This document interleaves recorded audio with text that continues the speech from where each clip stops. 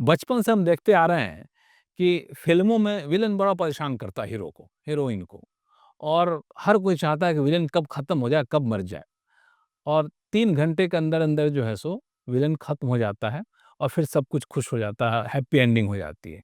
लेकिन शेयर बाज़ार में विलेन तो खत्म होने का नाम ही नहीं ले रहा है। थोड़ी देर के साइड होता है, फिर से विलेन आ जाता है। जैसे साइड होता है, शेयर बाज़ार उठता है, फिर विलेन आ जाता है। अब ये विलेन शेयर बाज़ार का जो है, वो 3 घंटे में तो नहीं हुआ, ना तो 3 महीने में हुआ। अब सवाल उठता है कि विलेन कितने दिन तक चलेगा?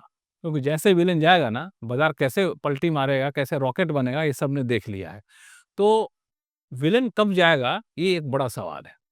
तो ये कोशिश करते हैं समझने के लिए अनिल जी से, जो कि सेबी से रजिस्टर्ड इन्वेस्टमेंट एडवाइज़र हैं और बताएँ कि विलेन कौन है आखिर बाज़ार को डर किस बात का है? और फिर इनसे पूछें कि वो जाए कब? अनिल जी, जी। बाज़ार का विलेन है कौन असली में? देखिए, इस समय तो जो है विलेन हमारे ट्रम्प जी बने हुए हैं। अच्छा, ट्रम्प जी लेकिन विलेन बने। जी, लेकिन होता क्या है कि बाज़ार में कोई न कोई विलेन रहता है। कुछ समय पहले यानी कि देख लीजिएगा ट्रम्प जी को विलेन कर रहे हैं, वेनेज़ुएला के राष्ट्रपति उठा के ले गया हो। हाँ, तो ऐसा नहीं कि पता चला कि कल सुबह उठे तो आप बेहोश पाए जा रहे हैं। कम से कम आपके आपके प्राइम टाइम पे आ जाएगी फ़ोटो और क्या। फ़ेमस हो जाएँगे, कहेंगे ये ना कि भई ब बदनाम हुए तो क्या नाम नहीं होगा। काम नहीं हो तो वही वाली हालत हो जाएगी, चलिए फ़ेमस हो जाएँगे इंटरनेशनली फ़ेमस हो लेकिन जाएँगे। इनके हिसाब से ट्रम्प जी असली विलेन है शेयर बाज़ार के। लेकिन होता क्या है कि केवल ट्रम्प को नहीं कहेंगे, हुँ, क्या होता है कि समय-समय पे विलेन बदलते रहते हैं। अच्छा। एक समय रशिया और यूक्रेन का वॉर विलेन बना था, हुँ, एक समय कोविड विलेन बना, हुँ, उसने बहुत डैमेज किया। लेकिन हर विलेन के बाद अगर आप देखें तो बड़ी तगड़ी रिकवरी होती है। इस समय ट्रम्प विलेन बने हुए हैं और उन्होंने अपने नए-नए मतलब अपने पिटारे में से एक-एक जो है वो धमाके निकालते रहते हैं, कि अब लगा कि अब सुलझे तब तक कोई नया धमाका निकाल देते हैं।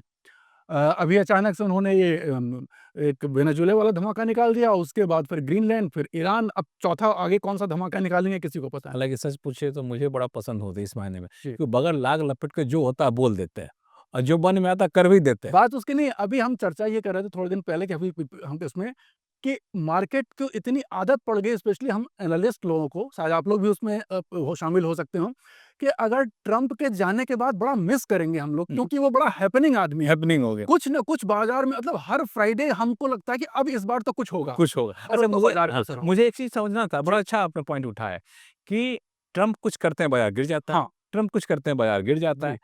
तो शेयर बाज़ार में आप ही लोगों ने सिखाया हम लोगों को कि गिरने के लिए या उठने के लिए हाँ, एक फैक्टर एक ही बार में काम आता है। काम आता है एकदम। लेकिन यहाँ तो एक फैक्टर बार-बार काम आ रहा है, चक्कर क्या है?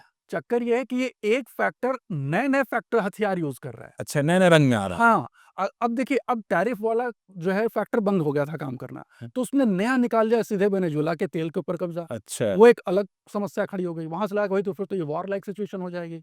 कल को तो फिर दूसरी कंट्रीज़ भी आस-पास कब्ज़ा करना शुरू, ये एक अलग सिनेरियो। फिर ईरान बोल भी दिया कि हम ट्रिगर पे बैठे हैं बस हाँ, एक न्यूयॉर्क करके। तब तक उधर दूसरा शुरू कर दिया उन्होंने, और ये देखिए उनकी कहानी है।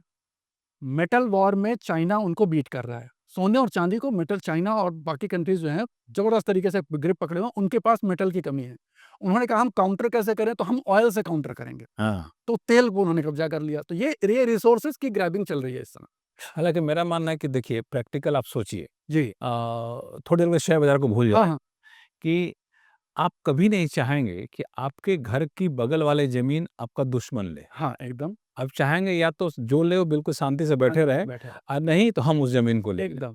तो वेनेजुएला में जो हुआ वही हुआ। हाँ, चाइना वहाँ चल रहा था अपनी नज़र एक गड़ा के बैठा था। तो वहाँ के विदेश मंत्री गए 8 घंटे के भीतर उसका राष्ट्रपति उठा के लेके चला गया। इस ग्रीनलैंड में रशिया और चाइना धमक जमा रहे थे। सही बात। पहुँच गया बोला कि ये सब नहीं चलेगा। नहीं जी। तो कोई चाहेगा नहीं, अब स भले ही हम लोग कहें आदर्शवाद की सॉवरेनिटी है, सबका ये है, लेकिन है तो बगल में दुश्मन आ जाएगा तो आपको नाको-दम कर देगा।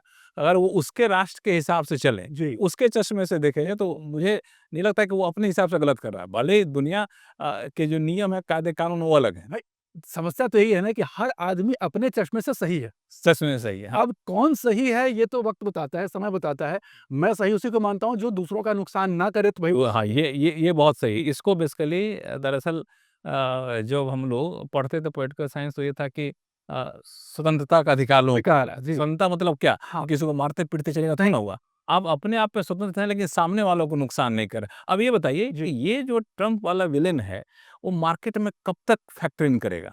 देखिए कब तक रहेगा? अब जो है ये बहुत लंबा मुझे नहीं दिख रहा है कि बहुत लंबा ये चलेगा। हाँ। केवल दिक्कत ये है कि अब समस्या ट्रंप की नहीं रह गई है। ट्रंप ने एक ऐसे मुद्दे को छेड़ दिया है, एक ऐसे मुद्दे की शुरुआत कर दी है, जिससे कि पूरा एक तरीके से कि ग्लोबल ऑर्डर में शिफ्ट शुरू हो गया। ट्रंप के पहले तक जो भी एडमिनिस्ट्रेशन था, उसने जिस तरीके से भी कहें, एक यूएस की इज्जत बचा के रखी हुई थी और यूएस का एक भरोसा बना हुआ था। अंदर-अंदर बातें चलती थी, लेकिन ओपनली कोई सामने नहीं आता था। ट्रंप ने इस चीज़ को छेड़ दिया इस तरीके से, बड़े मतलब किसी को इतना मत खींचिए कि वो फट जाए। कहावत है ना, किसी को इतना मत खींचिए कि वो फट जाएगा तो फिर आपका वो अपोज़ करेगा। हम नुकसान करें। इन्होंने इतना खींच दिया कि अब जो देश है वो अब खुल के बोलने लगे हैं और अब उसका अमेरिका का सब्स्टिट्यूट ढूँढने लगे हैं। इसने पूरी वर्ल्ड पावर को टॉपल कर दिया, चेंज कर दिया है।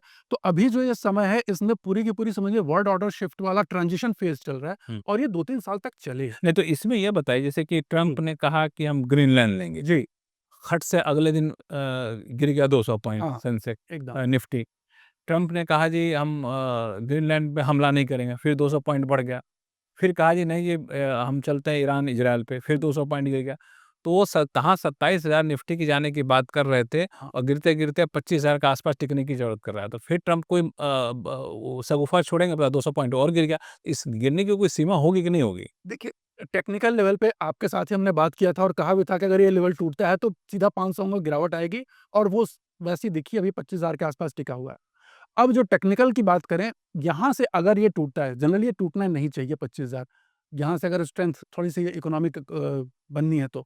अदरवाइज़ अगर ये टूटेगा ना, तो जैसा हम चार्ट के हिसाब से, टेक्निकल के हिसाब से कहें, थोड़ा-सा कंसर्न गंभीर हो जाएगा। गंभीर हो जाए। गंभीर हो जाएगा। गंभीर इसलिए हो जाएगा और जैसा मैं कहता हूँ कि जो चार्ट की जो चाल होती है ना, वो चार्ट के वजह से मार्केट नहीं चलता। मार्केट चलता तो चार्ट बनता है। तो चार्ट एक इंडिकेटर, जैसे कहते हैं ना डॉक्टर लोग ईसीजी देख के दिल का हाल समझते हैं, वैसे चार्ट देख के हमको इकोनॉमी का हाल समझना होता है।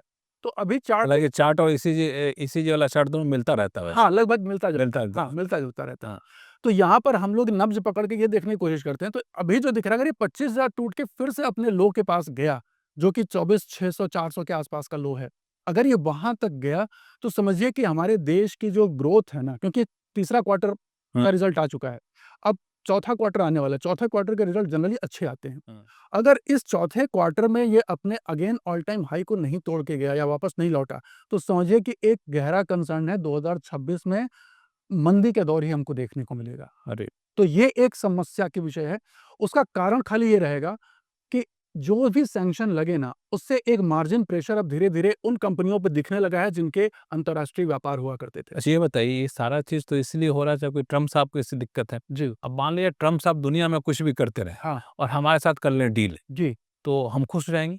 ये एक बहुत बड़ा फैक्टर है। तो आप कहते हैं ना, एक बस एक मतलब सिल्वर लाइनिंग यही है कि अगर डील हमारे से हो गई हाँ। और प्रॉपर डील जो है डील होने की उम्मीद बहुत ज़्यादा जताई जो जाए। ज़्यादा है, तो अगर वो हो जाएगी ना, तो जो सेलिंग है, क्योंकि देखिए डोमेस्टिक तो बाय कर ही रहे हैं। हुँ। डोमेस्टिक इन्वेस्टर रिटेल डायरेक्टली जो ट्रेड करता है वो सेल कर दे रहा है, लेकिन जो एसआईपी के थ्रू वो बाय कर रहा है लगातार। एफपीआईज़ वापस आ जाएँगे। क्योंकि हम लोग बड़े आशावादी होते हम हैं। लोग वो लगाते रहते चलो कभी तो उठेगा। नहीं, और वो सही है। इस समय सही हमें सबसे बड़ी चीज़ है कि हमें अपने देश पर बहुत ज़्यादा अनप्रेसिडेंटेड भरोसा हुआ है। हाँ।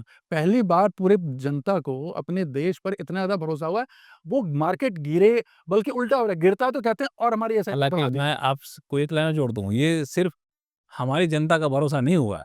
आप देखिए कि अभी दावोस में चल रहा था वर्ल्ड इकोनॉमिक फोरम। एकदम, एकदम। यूरोपियन यूनियन वाले कितने एक्साइटेड हैं कि हम जा रहे हैं भारत में डील करें, डील कर मदर ऑफ ऑल डील है, वहाँ के हर नेता बयान दे रहा है। बयान दे रहा है।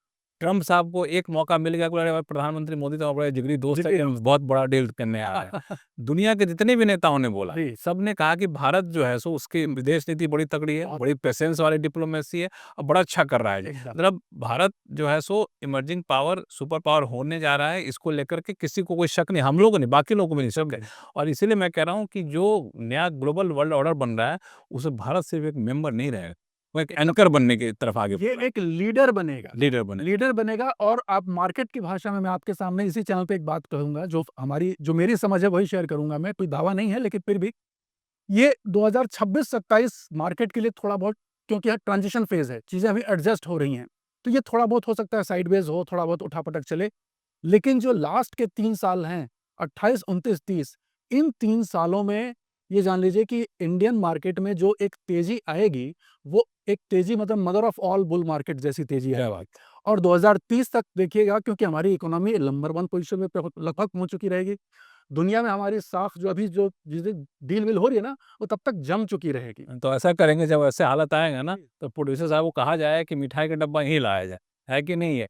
ऐसा नहीं कि सिर्फ हम लोग ज्ञान सुन खत्म करना है, मिठाई का डब्बा लाएँ फिर इसको आगे बढ़ाएँ। एकदम। लेकिन ये है कि ट्रम्प साहब दुनिया के लिए विलेन बने रहें, लेकिन हमारे साथ डील कर लें, बाकी दुनिया जाए जहाँ जाना है, तो हम लोग फिर वहाँ से उल्टा से चल पड़ेंगे। एकदम अच्छा बताइए, जिस तेज़ी से गिर रहे हैं उसी तेज़ी से उठ जाएँगे? हाँ, एकदम देखिए, इतिहास क्या कहता है? इतिहास तो यही कहता है कि जब चीज़ें ठीक होती हैं तो बड़ी तेज़ी से देखिए हमारे यहाँ क्या है कि अंडर करंट बाइंग की ऑलरेडी बनी हुई है। हाँ, जो पैनिक सेलिंग जो सेलिंग है वो पैनिक सेलिंग। अब देखिए बहुत ज़बरदस्त पिछले कितने महीनों से क्या 1 साल से लगातार सेलिंग हो रही सेलिंग है। हो रही है। हाँ, लेकिन वो सारी सेलिंग के बाद भी हम फिर ऑल टाइम हाई, बल्कि नया टाइम ऑल टाइम हाई हमने इसी महीने बनाया, हुँ। जनवरी में। अब ये जो है थोड़ा-सा भी अगर पॉज़िटिव हो जाता है ना, तो यहाँ से बहुत तेज़ एक अप अच्छा, मूव आएगा। एक चीज़ बताइए, रुपया जो है विलेन है या विलेन का नतीजा है? नहीं, रुपया इस समय जो चल रहा है, हाँ। ये मैं तो ये मान के चल रहा हूँ कि हमारी मॉनेटरी पॉलिसी की एक स्ट्रैटेजी है। अच्छा, ऐसा तो नहीं है कि सब भागे जा रहे हैं बेच-बाच के इस नहीं, वजह से नहीं, कैमरा गिरता जाए? ऐसा नहीं है। देखिए, रुपए को क्योंकि रुपया गिरेगा तो एफआई का रिटर्न प्रभावित होता है। एकदम प्रभावित होता है, और दूसरी चीज़ ये है कि रुपए को कंट्रोल कर सकती है आरबीआई, हाँ। लेकिन इसको यूएस ट्रेड में जो टैरिफ लगा हुआ, उसको ऑफसेट करने के लिए ढील दी गई है। हाँ, ताकि जो लोग एक्सपोर्ट कर रहे हैं ना, उनकी इनकम पड़ जाती है। अगर ये बढ़ जाएगी और उधर टैरिफ लगा तो मार खा जाएँगे वहाँ तो। बेसिकली कहना ये चाहते हैं, जो एक्सपोर्टर होते हैं ना, जी, उनको जब रुपया गिरता है तो उनको बड़ा फ़ायदा फ़ायदा होता है। होता है। क्योंकि मान लिया ये फ़ोन एक्सपोर्ट किए, उनको $100 मिला, तो पहले $100 पे मिलता ₹80 के हिसाब से, हाँ, अब इनको मिल रहा है ₹92 के हिसाब से। तो यहाँ घर में वो डॉलर बनाते हैं तो बड़ा मज़े में रहते हैं। इससे सरकार भी चाहती है, चलो भाई एक्सपोर्टर बड़ा परेशान है, रुपया थोड़ा-सा मजबूत हो जाए तो कोई ना चले, लेकिन रुपया विलेन नहीं है रुपया विलेन नहीं, शेयर मार्केट के लिए। एकदम अभी कोई विलेन नहीं है। एक ही विलेन है, ट्रम्प साहब। अभी ट्रम्प अब साहब डील का 3 घंटा ट्रम्प साहब के लिए कितने महीने चलेगा वो इंतज़ार करिए, लेकिन जैसे डील हो जाएगी ना, दुनिया के विलेन रहें ना रहें, हमारा मार्केट फिर वापस से चल पड़ेगा। तो पैसा बना के रखिए, उसी में जमे रहिए, कहीं कोई टेंशन है नहीं। कहीं कोई टेंशन कहीं नहीं, की टेंशन नहीं। केवल अपनी नज़र पारखी रखिए। शेयर पार्ट कंकड़ पत्थर में मत लगाइए, हीरे सोने चांदी में लगाइए। वही हीरा से बड़ा पहचानना बड़ा मुश्किल है। खैर पहचानिए, देखिए क्या होता है।